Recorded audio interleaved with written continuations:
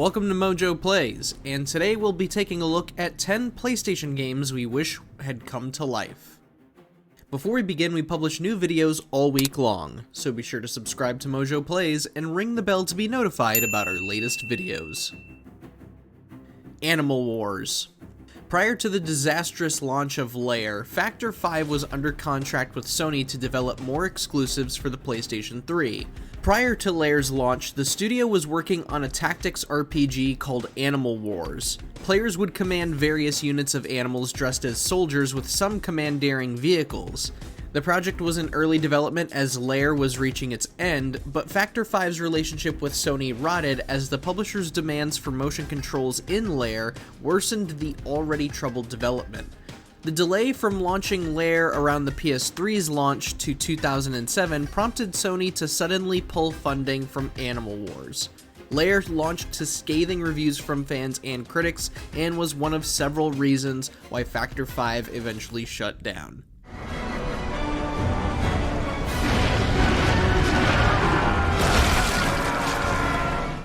Fifth Phantom Saga.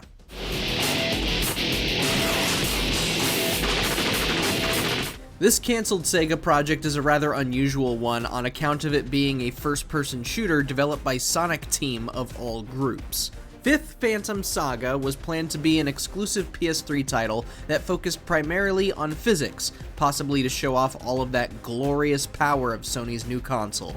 The game was announced at E3 2005 and only made one appearance after that reveal, at Tokyo Game Show 2005. However, the game did not see positive reception at either show. At all. The game was quietly cancelled, and Sonic Team moved on to Sonic 06, which would be named the worst game of the year by many outlets. Some speculate the character Silver the Hedgehog was created for the game as a means to recycle and preserve some of Fifth Phantom Saga's ideas.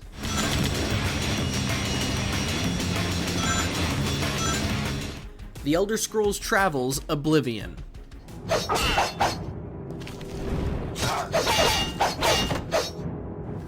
Though it may be hard to believe, we were going to get a PSP exclusive Elder Scrolls game at one point. Around 2005, Bethesda had hired Climax Group London to develop a portable version of The Elder Scrolls IV: Oblivion. With the PSP not boasting the same power as an Xbox 360 or PS3, Travels was set to become a linear spin-off that would take place around the events of the console Oblivion. Problem was that Climax burned through what little funding they had in such a short amount of time. After investing heavily in their own engine for the game, they found it wasn't working and switched to renderware to hopefully finish the project in time for a spring 2007 release. Funding went dry, and today the game only exists through a couple of prototypes floating around the internet. Maximo III.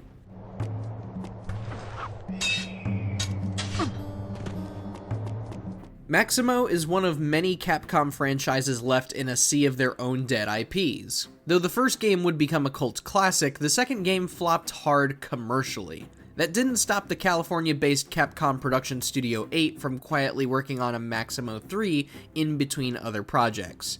Maximo III only got a few months worth of development in, and it would have taken cues from action-adventure titles such as the Legend of Zelda series. However, once Studio 8 put out the awful Final Fight Streetwise, their fate was sealed. Studio 8 was costing Capcom more money than it was making. Investment ceased, and Studio 8 closed its doors in 2006. Fear Effect Inferno.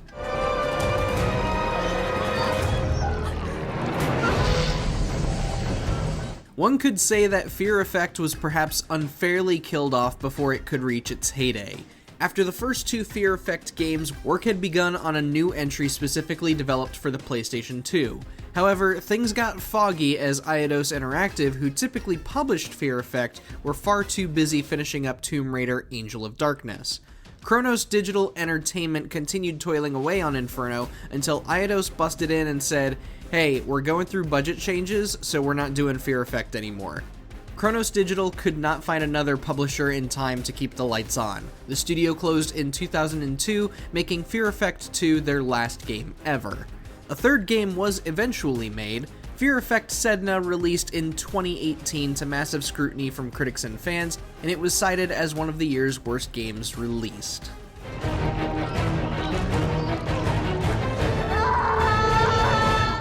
Densen.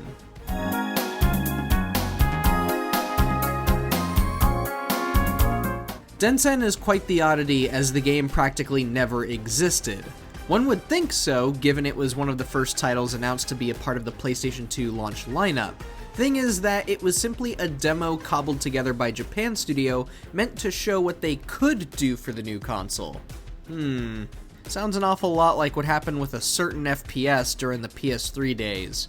Regardless, Japan Studio had no real plan for a game about a girl using a coat hanger to zip across power cables, and so Densen never came to fruition. The demo did inspire developers later on, such as Kaida Takahashi, who would be inspired by Densen to later create Katamari Damacy. Twisted Metal Harbor City.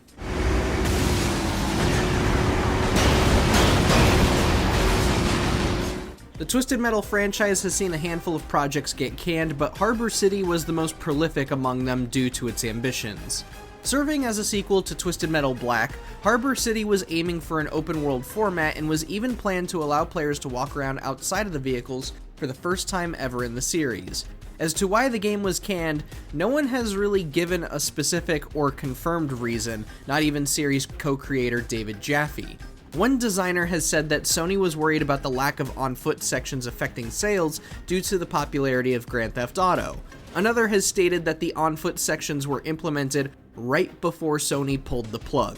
Either way, the game was never announced and the public never knew about it until the PlayStation 2 port of Twisted Metal Head On. The port included an extra game mode called Sweet Tour, where players could run around 2 areas and learn about the series' history and some of Harbor City's development.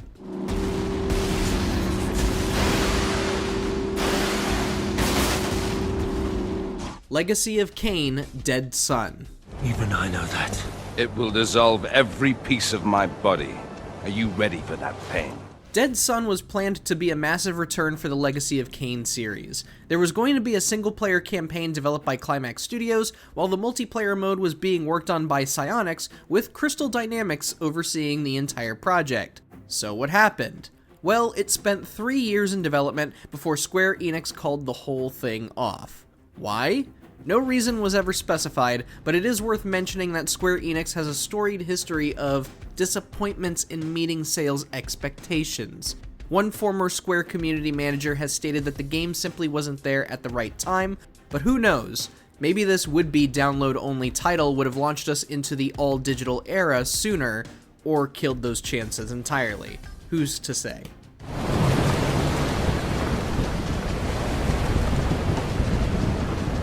Heavenly Sword 2. Instead, I was born from my mother's dying body. The first Heavenly Sword did see some critical success upon release. Commercial, though, it failed to break even. Despite this, Sony was ready for a sequel. Unfortunately, Ninja Theory was far too busy on other projects, those being DMC Devil May Cry and Enslaved Odyssey to the West. And so, SCE Cambridge Studio, now known as the defunct Guerrilla Cambridge, was assigned to the task. The studio was merely known for its work on the Medieval series, Primal, and the PSP version of Little Big Planet, but as time went on, Sony didn't see any value in a Heavenly Sword 2 anymore. SCE Cambridge finished up work on Killzone Mercenary for PlayStation Vita instead, and then became Guerrilla Cambridge until closure in January 2017. Heavenly Sword 2 only exists in concept art, and Ninja Theory was acquired by Microsoft in 2018 as a part of Xbox Game Studios. Stop hiding from the truth! 'Tis King Bohan's war. Even as an arrogant young prince, he was capable of cruelty beyond measure. Jak and Daxter 4. Look, old man! Are you gonna keep yapping, or are you gonna help me out of this mess? The existence of this project wasn't revealed until 2014 when Dark Horse Comics published a compendium of pieces called The Art of Naughty Dog. In the book's 6th chapter, it is revealed that a 4th mainline Jak and Daxter game was in development in 2006, 2009, and 2010. The developer saw a rough transitional period as studio heads were leaving the company, and Sony wasn't sharing PS3 hardware until 2006. The iteration of Jak and Daxter at this time would become the first Uncharted game instead. Then, in 2009, a potential Jak 4 was revisited a second time, but would eventually lead to the lukewarm Lost Frontier, which producer Sam Thompson has shared some form of regret towards. The final grand attempt came in 2010 when Naughty Dog aimed to make the IP more gritty and realistic than it was before. As the project morphed, it began looking less and less like Jak and Daxter, and so Naughty Dog reworked it into The Last of Us. Today, Naughty Dog has expressed interest in returning to the franchise, and yet all we're seeing, years and years ahead of us, are fungus zombies.